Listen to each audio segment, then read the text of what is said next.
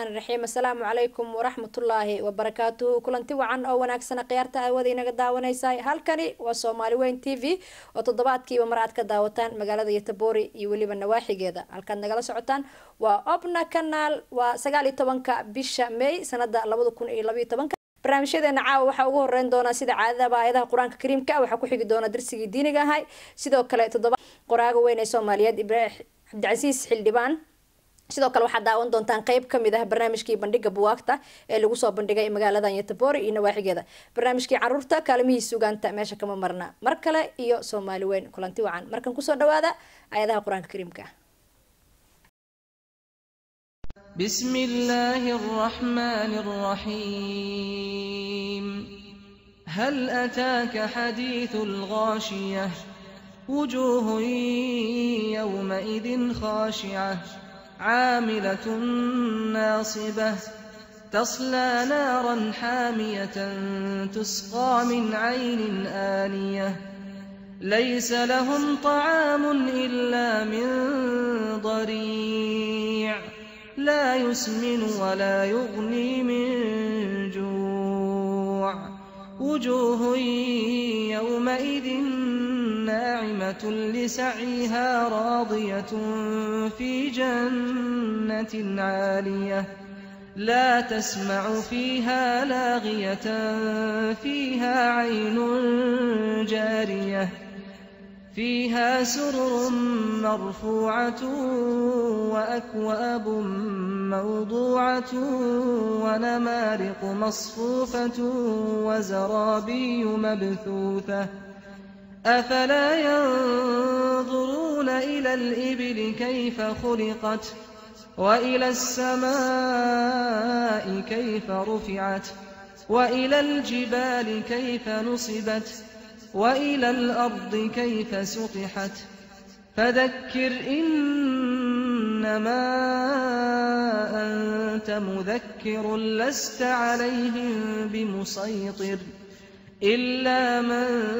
تولى وكفر فيعذبه الله العذاب الأكبر إن إلينا إيابهم ثم إن علينا حسابهم الله nagu anfaco aayadaha quraanka kariimka halka nagala socotaana waa Soomaali weyn TV oo ka daawataan abna kanaal haatan waxaad ku soo dhawaataan darsi diini ah oo aalaad ba daawataan aayadaha quraanka kariimka kadib darsiga diiniga kadib waxa inoo raaci doona ciyaar lagu qabtay magaalada Yatboori oo ah ciyaarta isboortiga kubadda cagta oo aan idinkaga soo diyaarinay marse waxa ka horeyn doona darsiga diiniga ka bacdina waxa daawan doontaan ciyaartaasi السلام عليكم ورحمة الله وبركاته qaar kamid dadka waxay yiraahdaan in qofka kibirka badan uu la mid yahay nin buur saaran isagu dadka wuxuu arkaa inay aad u yar yihiin dadkuna waxay isagu arkaan inuu aad u yar yahay kibirka waxa keena waxyaabo kala duwan baa keena qofka binaadamka inuu aamino inuu dadka ka fiican yahay taasoo keenaysa laba arrin ay keenayso kow inuu dadka ugu fiican yahay wuxuu isagu kasbaday waxa carabtu yiraahdaan cisaami weeyaan ama in uu aaminsan inuu dadka ka fiican yahay asbaabo kale una kasban ama reer ha noqdaan ama waxyaabo kale ha noqdaan waa waxa carabtuna u yaqaanaan cidaami weeyaan marka waxa jira cisaami iyo cidaami baa jira nabiga sallallahu alayhi wasallam waxyaabihii uu dadka ka waanin jiray ama uu ka digi jiray waxa kamid ah kibirka kamid ah allahumma inni a'udhu bika min al-kibr booran jiray waxaan ilaahay ka magan galay kibirka iyo isla weynida waxaan weeyaan markuu naftiisa tilmaami jiray oo profilekiisa bixin jiray wuxuu oran jiray inma ana ibn imra'atin kanat ta'kulu al-qadida bi makkah waxaan ahay waxa weeyaan ninay dhashay hooyo waxa weeyaan ku cuni jirtay ama iibin jirtay riwaayadaas aan huban waxa weeyaan midhaha maka ku iibin jirtay ama ku cuni jirtay waxa weeyaan ereygan aniga iyo isla weynaanshuhu marxay keentaa marmar dhibaato weyn bay keentaa ninkii la oran jiray al-mutanabbi ee gabyaaga carbeed ayaa waxa dhacday in uu gabay tiriyo naftiisa oo amaanayo in aad isku weyn buu ahaa markaas wuxuu tiriyay al-khaylu wal-laylu wal-baydaa'u ta'rifuni wal-rumhu wal-qirtas wal-qalamu أنا الذي نظر الأعمى إلى شعري وأسمعت كلماتي من به صمم وحوله أنا وحنا هي كننك إندولك وأركي قبيضة كننك دقولكنا ومقلي نوق إريدة فردها iyo habeenka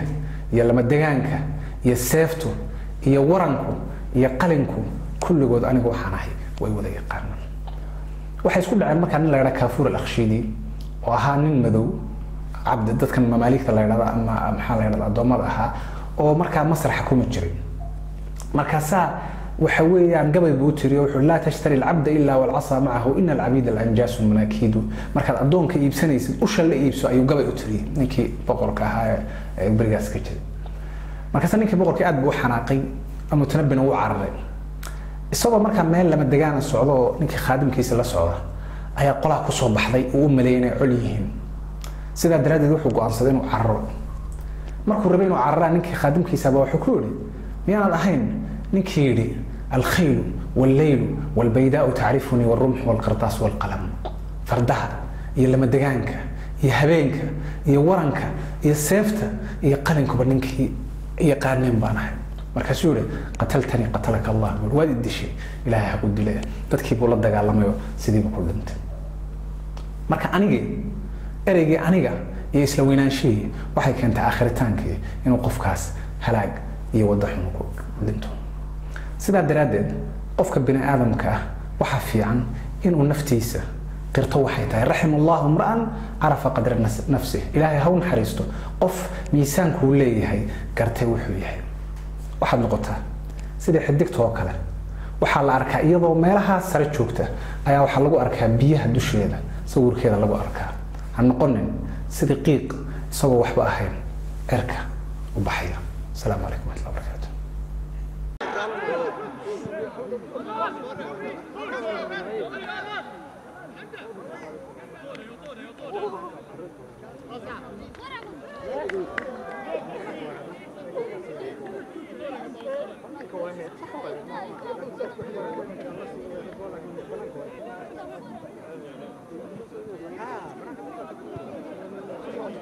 ولا هاي محمد وكيل عبد الوكيل وريا عبدي عبد الوكيل ورا يا لو تقال ما قتوسه والله حل قرار بتر ما غلط وين غلط وين دلمك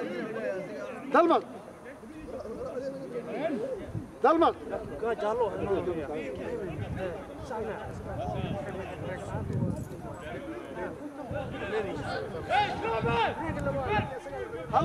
هلا فقط وتاه محمد فلانة سيئة بس قف القف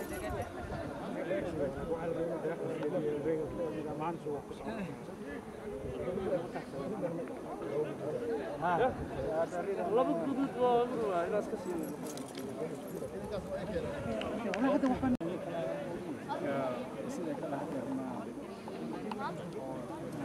ما والله اخوان العصر هو فاهم كده انا لابا مين سلسيت لب كده لا كان اقول لي بقى كرسي ولا انا ما كان جاي مسوي قدوسه هذا سيب بوقدان waxaa naga qasaara isdajiile ciyaar waxba nimanaa ha bise dal marna u sheegay tartiib leh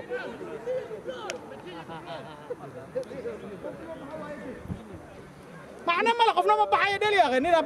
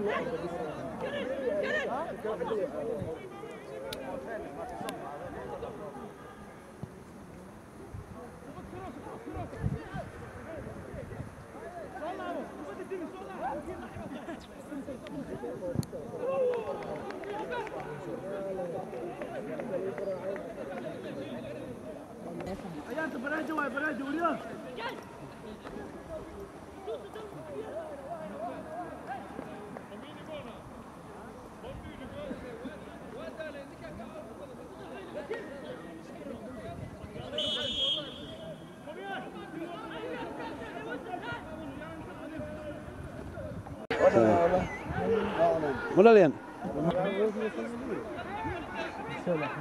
Elindeki siyah şeyle hava erkek. Selim'in çünkü serçesi de abi. Önünde mi böyle? Söyle oğlum. Kafadan kendine öküz mürün dedikini verdi.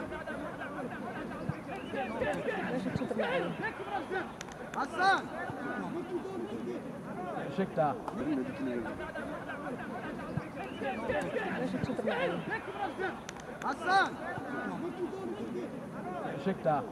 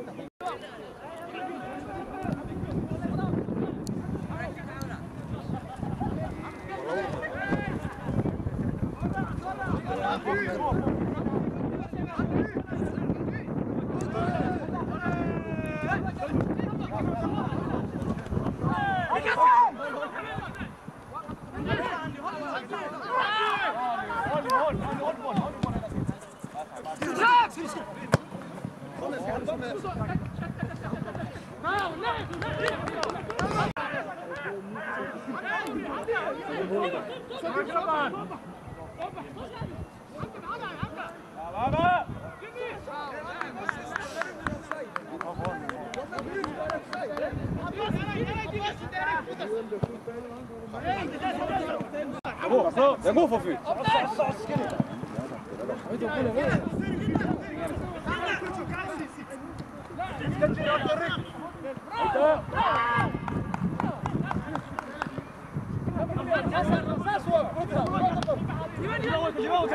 Orka.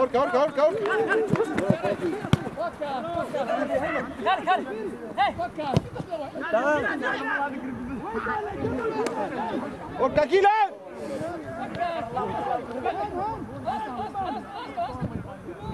Rogo var långt där nere. Finns tid. Hassan. Det är 15 kvar.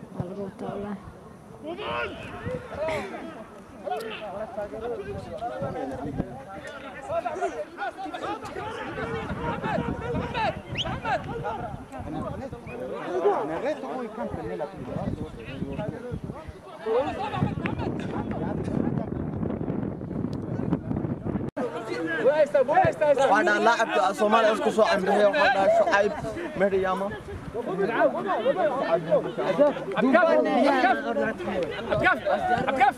هاي عبد الكيل اسمع عبد الكيل جلا يستا ما ترتيب هذه ده كامل برافو لمانك صبح ساري لمبول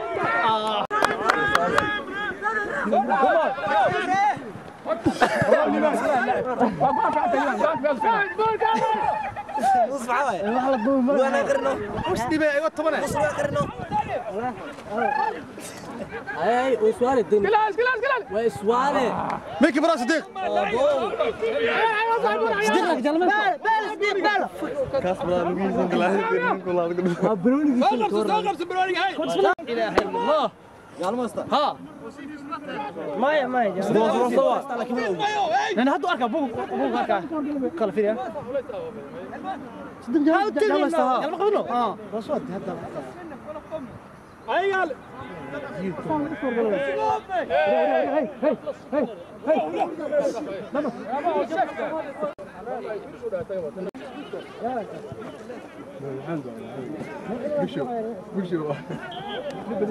وين راديو تي في كابنا ولا يلا ولا كره هاي صبح صبح صبح صبح صبح صبح صبح صبح عبد الكريم صبح وجرها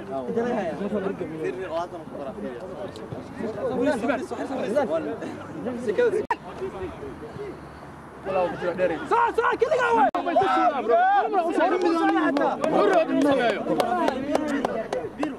جيني صعب قلي عبد جيني صعب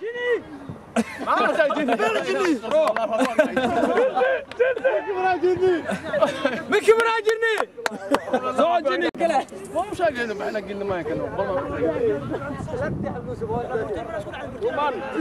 انت حلمس هذا كاسبوري ما كقاتل يلا انت نكمل الدنيا هو كان تريو ولا لا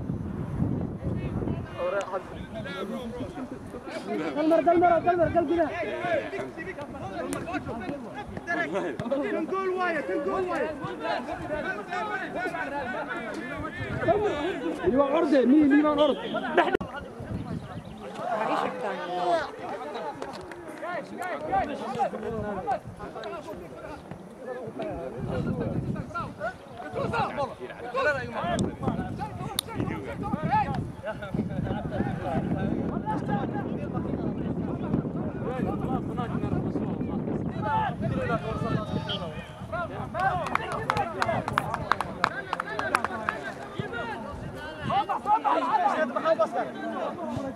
إمارات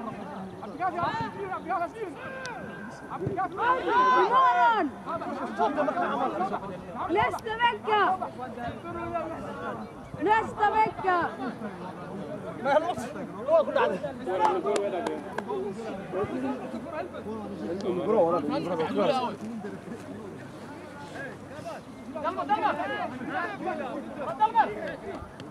صديق هاي كمان عبد الله قلعي كمان كيلر هالجول 5 minuten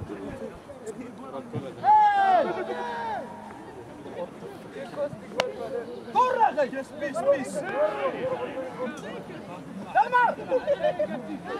نيكاس وضح نيكاس زوجي هاي داري كمان ما بعاتي ولا صح هاي دومان نفذ لك دومان صديق ورا صديق كوت دمر وبيساوي كده محمد ورا محمد صديق بعدين صديق ضربه يساوي ما انت بحكم ربايا ايمانو صديق دمر وبيساوي صديق مو بحسن وبعنا قلبي بوش بيني ابوك تك والله عبدالكريم كله ليبان حق الطرق ليبان عم سق حق الطرق ليبان ايه اساس كمتون فوقهم فوق ايه امري ايتوتا نيكا لحظه نيكا لحظه واخوذ اصحابت والله قالوا سيبه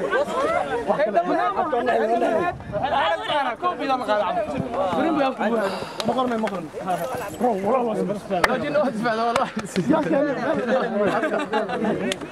يا كريم بصراحه يا ابو مو يغني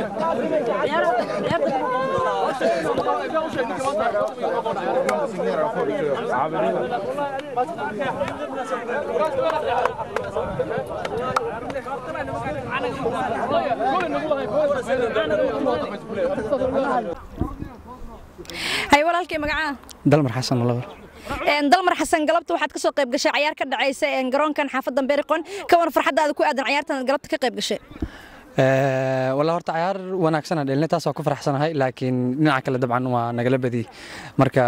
farxadu ma dhameystirna meeqa gool ayaa idin kaga badiyay ciyaarta galabta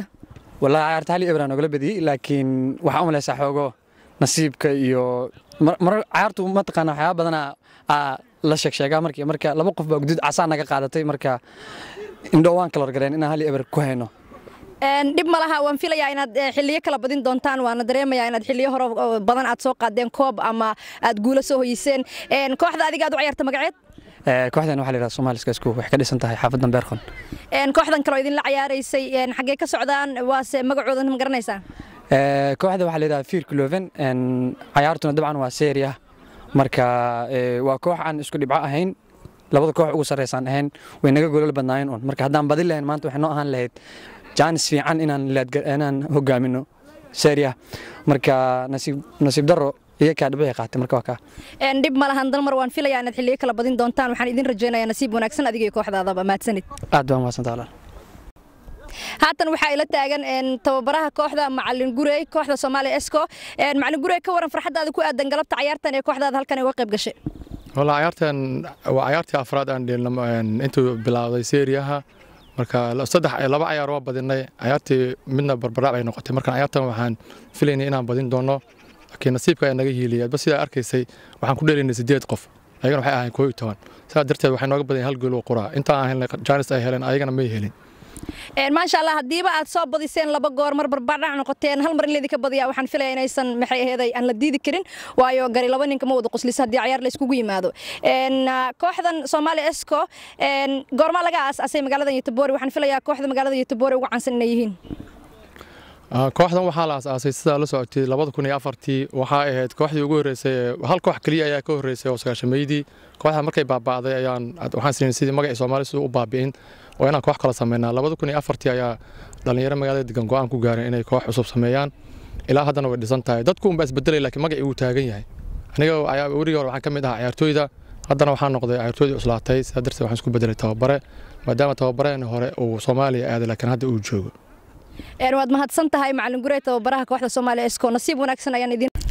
sidoo kale idinkan waxaan rajaynayaa Soomaaliyeed intii nasiib wanaagsan aad mahadsan tahay markan waxaa ila taagan Ibrahim Xasan Qalinle Ibrahim Qalinle waa gudoomiyaha kooxda Soomaali Esco Ibrahim ka waran farxadaada ku aadan ciyaarta galabta halkan ka dhacday bismillaahir rahmaanir rahiim waxa farxadii ah iyadoo maanta inala joogto bahda Soomaali weyn Xuseen Cabdi Cali Soo iyo anfac runtii waa ku maasantihiin qaybgalka aad maanta nala soo qayb gasheen ciyaartan quruxda badan oo maanta maalin ay tahay qurux jirta runtii aad u qurux badan runtii aad ayaan ugu faraxsanahay maanta ciyaartii dhacday waa ciyaarteeni afraad ilaa hadda nagama badin laakiin ciyaartii maanta guuldaro ayaan meeshan ka qaadanay sababtan ay ahayd iyadoo laba qof guud nagala siiyay oo 8 qof aan ku dheelaynay kulay sida macallin Cumar uu sheegay ayagana 12 ay ku dheelayeen runtii saas ay tahay hal gool ay nooga badiyeen runtii waa farxad waa kooxda ugu sareysay seeriya aan la dheelaynay waa koox culus waaye saas ay tahay farxad ay ii tahay inaan hal gool ay nooga badiyeen maanta waan gartay Ibrahim waxaan la kulmay tababaraha kooxda iyo waliba qaar kamid ah ciyaartooydii way ii sheegeen in ciyaarta hal iyo eber ku soo dhamaatay laakiin ay jirtay goolo badan oo soo gaarteen marka waxaan filayaa hadii mar la idinka badiyay laba marna aad badiseen hal mar bardhac aad gasheen waxba saameyn buuxin inaysan idinku yeelanaynin ma jirto annaga haddaan nahay hogaankii kooxda runtii dhalinyarada waa garab taaganahay mar walbana waxaan isku daynaa inaan dhiirigelin badan siino kooxda guulo badan ay gaartay sanooyinka la soo dhaafay dibadda iyo gudahaba runtii sida aad xasuusataan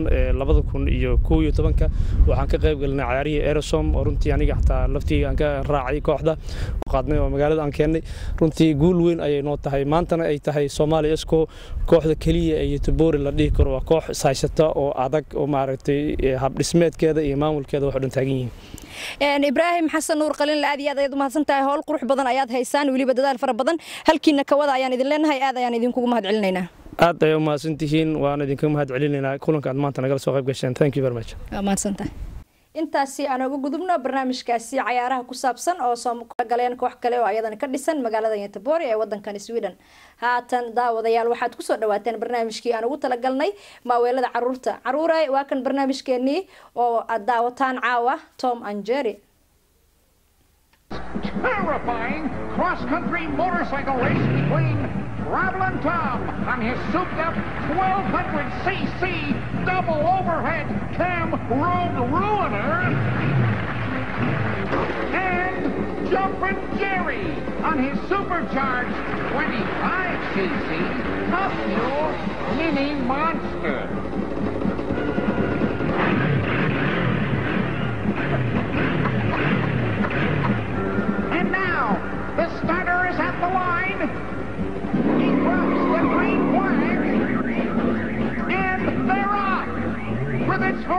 this horsepower, Tom's Road Ruiner really digs out. And whoops, Gary digs in.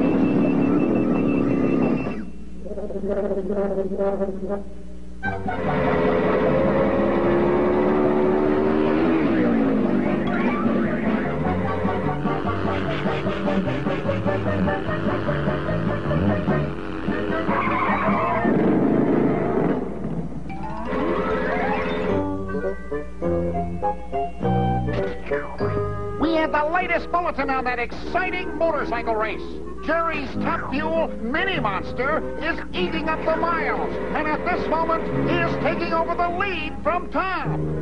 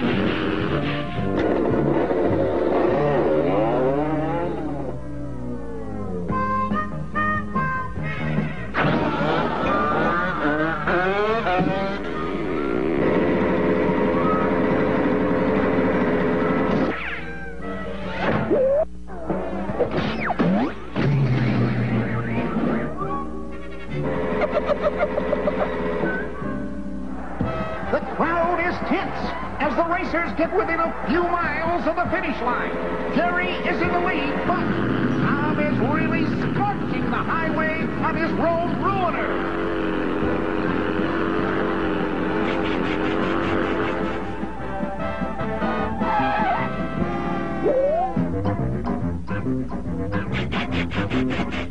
The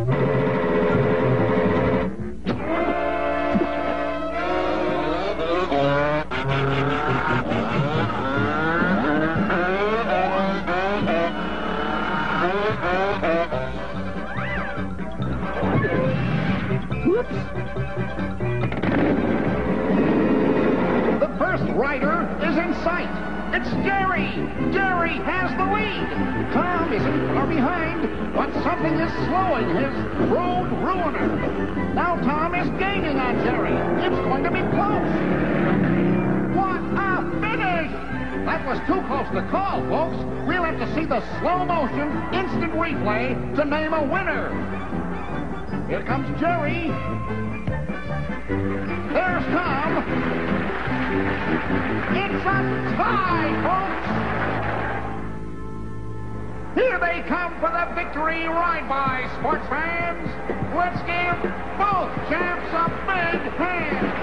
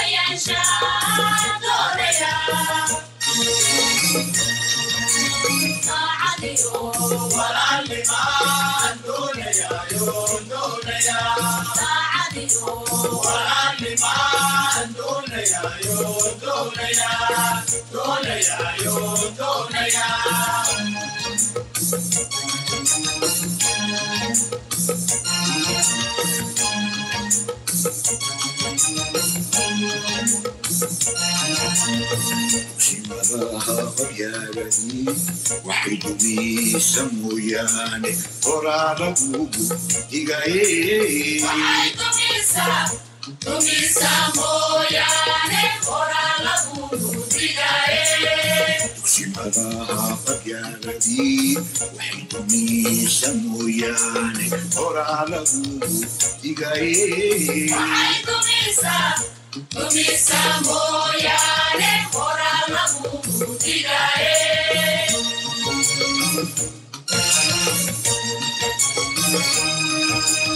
Anistuga chane diventa via oretio yanti blu susane diventa via oretio yanti blu susane Anistuga chane diventa via oretio yanti blu susane diventa via oretio yanti Susane, diventa via di orecchio, yanti Susane.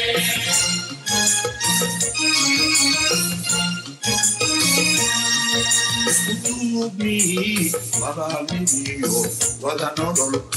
da adio, dantua, vadagirkene.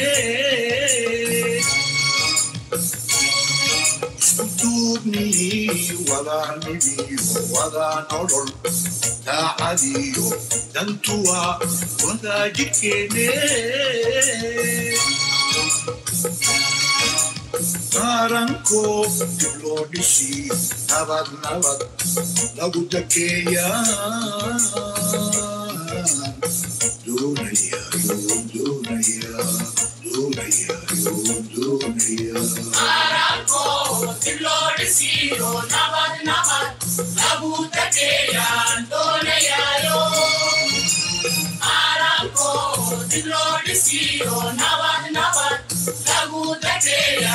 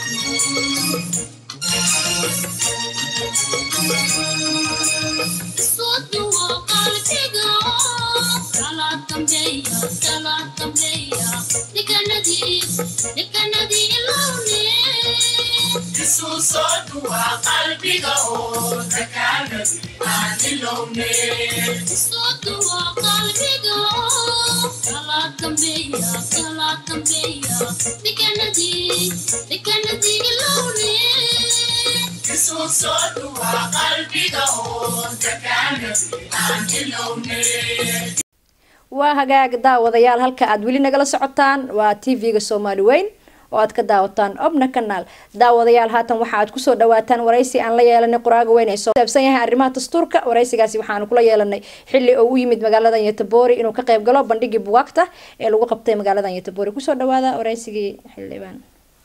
بسم الله الرحمن الرحيم السلام عليكم ورحمة الله وبركاته كلنتي وعن أو نكسن أقيارته وذينا قدا ونيساي كسر دوادا ورئيس جارة وأنا كل يلا نيمت كمده قراياش الصوماليات أهنا نين سياسي ولا يرادو عبد العزيز علي إبراهيم حلدبان عبد العزيز علي إبراهيم حلدبان وحين ورئيس كل يلا نيستوديها سومالي وين تي في وكل هاي مقالة يتبوري عاصمة اللباد ودن كان سويدن عبد العزيز waxa uu magaalada Yatbor u yimid safar gaaban oo kaasi oo lagu soo bandhigayay dhaqanka iyo suugaanta Soomaalida oo ay soo bandhigayeen jaaliyada Soomaaliyeed ee Puntland عبد العزيز ku soo dhawaaw Somali Weyn TV magaalada Gothenburg wadhawahay waad mahadsan tahay waraysiga aan rabnay inaan عبد العزيز la yeelano caawa waxa uu ku saabsan yahay arrimaha dastuurka Soomaaliya waxaan rabnaa su'aalo yar oo gaaban inaan wax ka weydiino عبد العزيز dastuurka cusub ee Soomaaliya iyo waxyaabaha uu qabo maadaama uu yahay nin siyaasi ah waxna ka qora arrimaha Soomaaliya عبد العزيز su'aasha ugu horeysa aan rabay inaan ku weydiiyo waxa ay tahay dastuurka cusub ee Soomaaliya ee qabyo qoraalka ah waxaan filayaa inuu wili yahay qabyo qoraal oo aan la dhameystirin doorka ay ku leeyihiin qurba joogta Soomaaliyeed ee ku nool wadanka dibadiisa door intee leeg ay ku leeyihiin ma u suurtagelaysaa inay cod ku darsadaan ma u suurtagelaysaa inay fikrado ku darsadaan doorka ay ku leeyihiin qurba joogta Soomaaliyeed dastuurka cusub ee Soomaaliya bismillahir rahmanir rahiim waxaan marka hore maamulka iyo shaqaalaha telefishinka Somali Weyn uga mahad celinayaa martiqaadka ay ii sameeyeen inay wax iga weydiiyaan arrimaha murugsan ee Soomaaliya waxaan sajeclaan lahaa marka hore inaan hadalkayga ku bilaabo ammaan iyo mahad ballaaran oo aan halkaan uga jeedinayo barnaamijkii bandhigga taariikhda suugaanta ku saabsanaa ee jaaliyada Soomaalida ah ee ku dhaqan Gothenburg ee Puntland ay igu casumeen markii labaad inaan ka qayb galo kulankaas oo ay ka soo qayb galeen dhammaan qaybaha bulshada Soomaalida ka sokow dadka Soomaaliyeed ee ku dhaqan halkan waxaa sanadkan yimid dad Soomaaliyeed oo ka yimid magaalooyin fara badan oo ay kamid ahaayeen ama dalal ay kamid ahaayeen Mareykanka Ingiriiska Soomaaliya iyo Sweden lafteeda iyo Canada amaaniyo mahad ballaaran kadib waxaan rajaynayaa inuu sii socdo asaasna u noqdo ilaalinta afka Soomaaliga ah halganka dadka Soomaaliyeed ay ugu jiraan ubadka Soomaalida ah ee ku dhasha guud ahaan dalalka ku yaala Yurub ama America taageero dhinacaas amaaniyo mahad ballaaran kadib markaan u soo noqdo dooda qabyo qoraalka dastuurka la doonayo Soomaaliya in ay yeelato anigu waxaan daabacay sanadkii 2005 buug aan ugu magac daray waxay ku dhigeen ma kugu dhaqeen buuggaas oo ah buugga halkan yaala taytarkiisu yahay waxay ku dhigeen ma kugu dhaqeen oo ka kooban dhammaan dastuuradii axdiyadii iyo xeerarkii loo dhigay Soomaaliya buuggan ujeedada aan markii hore u qoray waxay ahayd in dadka Soomaalidu ay helaan marjac u sahli kara marka isqabad u yimaado madaxda ay doortaan meel ay u noqdaan oo ay ka helaan muxuu ahaa dooda qodobka uu ka taagan yahay su-aashii ahayd doorka qurba joogta Soomaalida ah ee dastuurka qabyo qoraalka Soomaaliya guud ahaan shacbiga Soomaaliyeed waxay halgan maanta ugu jiraan sidii dib loogu soo nooleyn lahaa qarankii Soomaaliyeed ee burburay wuxuuna dastuurka lahayo hawshiisa u fasaxayaa guud ahaan dadka Soomaaliyeed ha ahaadeen dad ku dhaqan gudaha dalka Soomaaliya ama dibadiisa ee ay kamid yihiin jaaliyadaha ku dhaqan dalalka reer galbeedka ah Carabaha ama Mareykanka ilaa Canada inay codkooda ka dhiibtaan laakiin waxaa jirta dood qiimo leh oo intii uusan barnaamijkan bilaabanin ka hor walaalkii Soomaaliyeed soo jeediyay oo ahayd waqti adag bay dadka Soomaaliyeed marayaan dadku khasab maaha inay ka wada qayb galaan inay aaraadooda ama fikirkooda ka dhiibtaan hanaanka ugu habboon dastuur Soomaaliya uu yeesho dadku wakiilay leeyihiin wakiilada la doorto ee shacbiga hogaamiya ayaa kama dambaysta ansixinaya dastuurkaas ha ahaado mid lagu ilaalinayo xuquuqaha ay leeyihiin iyo waajibaadka gudashadiisa lagu leeyahay waan gartay cabdicasiis aad baad u mahadsan tahay su-aasha labaad aan rabo inaan ku weydiiyo ma jirtaa xaq u ogolaanaya dastuurka cusub ee Soomaaliya qurba joogta Soomaaliya oo ku saxiixan dastuurka taasoo sheegaya qodobada ugu muhiimsan ee qurba joogta ay ku leeyihiin dastuurka ma jirtaa dastuurka inay ku jirto qodob saxiixay halganka dadka Soomaaliyeed ay ugu jiraan hanaan xasiloon oo ay Soomaaliya yeelato dadka horjoogayaasha maanta ka waxa ugu badan dadka Soomaaliyeed ee ka noqday dibadda ee ka qayb galaya in dalka Soomaaliya cagihiisu dib isugu taago ama ujeedadoodu ay tahay inay ka qayb galaan sidii Soomaaliya loo xasilin lahaa dadka Soomaaliyeed ee ka qayb galaya hawshaasina magacyadooda in halkan ka sheego baahi loo qabaa inay jirto ilama ahan madax badan oo Soomaaliyeed baa jirta qaarkoodna naftooda ay ku waayeen u adeega dadkooda kuwaas oo kooxaha diidan nabad geliyo iyo xasilooni Soomaaliya ka dhalata ay maalin kasta qaraxyo la beegsadaan dastuurka la qoriyana qayb bay ka yihiin in iyagu wax ka ansixiyaan Cabdullaahi Xasan Jaamaciye ah gudoomiyaha guddiga dastuurka qabi qoraalka ah ee Soomaaliya loo sameeyo anigu intii aan isaga aqoonta u lahaa wuxuu muddo dheer ku noolaa jamhuuriyadihii la oran jiray Russia maantana wuxuu madax ka yahay guddiga loo xilsaaray inay sameeyaan dastuur Soomaaliya ay yeelato kasoo qodobada laga qaatay dastuuradii hore Soomaaliya ay u lahayd waxay soo kordhiyeen dadka Soomaaliyeed doodaha maalmihii tagay ay hayeen ee ahaa in dastuurkaasi wax lagu yeelayo qarannimada iyo madax bannaanida Soomaaliya dastuurkaasi cidda uu fasaxayo in Soomaaliya maamulkeeda ka qayb gasho laakiin waxa laga maarmaan ah anigu ma awoodi karo waxa iman doonta maalin sida wadamada reer galbeedka ah muwaadiniintooda iyagoo dalal kale ku sugan codka ay uga soo dhigtaan safaaradahooda in dadka Soomaaliyeedna codkooda maalintooda ay soo marin doonaan safaaradaha Soomaaliya ay ku leedahay ama ku yeelan doonto dalalka dibadda laakiin waxa laga maarmaan ah dadka Soomaaliyeed inaan dood lagu gelinin dastuurka la doonayo Soomaaliya inay maanta yeelato laakiin cabdicasiis ma jirtaa qodob sheegayo in ay codkooda dhiiban karaan ama ay soo marsiin karaan ayagoo joogo wadanka marka ay ku nool yihiin codkooda inay soo marsiiyaan maxay ahayd hawada qurba joogta qodob ma jira saxiixa ay dastuurka ku jiro halkan marka laga reebo kan hadda doodiisa ay socoto maanta hadalayntiisuna dadka Soomaaliyeed intiisa badan ay ka hadlayeen waa jira oo muwaadiniintu ha ahaadeen kuwa gudaha ku nool ama kuwa dibadda ku nool intaba xuquuqahooda waxa lagu xusay dastuurka ay Soomaaliya yeelan doonto ama kuwii bariyihii hore Soomaaliya ay lahayd intaba waa lagu xusay muwaadin kasta ee Soomaali ah ama haysta laba dhalasho oo ah Ingiriis iyo Soomaali Ingiriis iyo Talyaani Ingiriis iyo Swedish wuxuu xaq u leeyahay inuu dadka ka qayb galo adeega dadkiisa marka waxay la tahay faahfaahintaas ka badan haddii aad weydiinaysid waa wax kale laakiin dastuurku waa qeexay wuxuuna qeexayaa xaqa qofka Soomaaliga ah uu leeyahay inuu ka qayb galo oo adeega dalkiisa cabdicasiis aad baad u mahadsan tahay waxaan rabaa inaan ku weydiiyo su'aal kale oo midaasi ka daba dhow haddii wiil ama gabar Soomaali ah oo ku nool wadanka dibadiisa uu guursado gabar ama wiil kale oo ajaanib ah ma jira sidoo kale qodob sheegaya ama ogolaanaya in qofkaasi ajaanibka ah ee qofka Soomaaliga ah guursaday hadduu u baahdo inuu qaato dhalashada Soomaaliga inuu qaadan karo qof Soomaali noqon karo xuquuqaha dhinaca qaadashada dhalashada Soomaalida ah waxay ku cad yihiin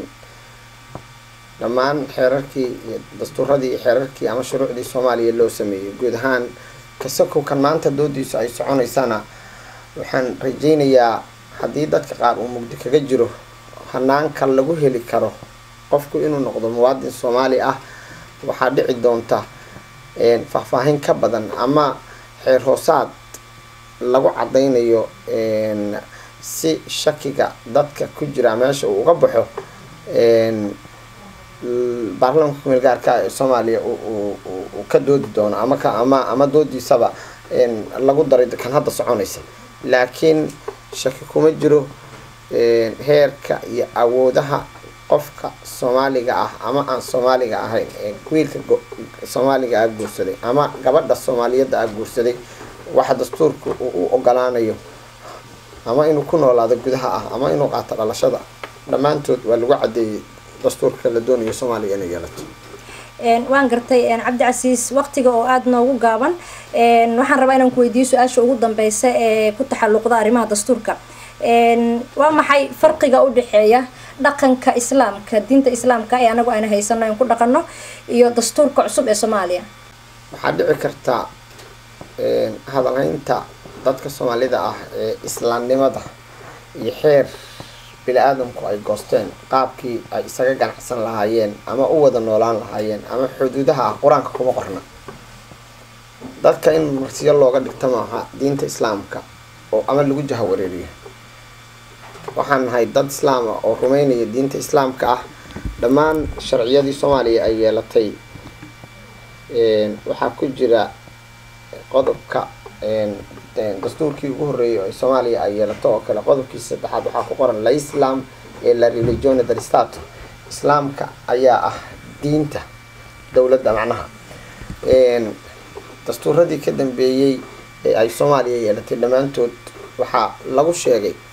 diin aan ahayn tan islaamka inaan lagu baahan karin dhulka Jamhuuriyadda Soomaaliya dadku waa islaam diintu waa islaam dadkuna waa muslimiin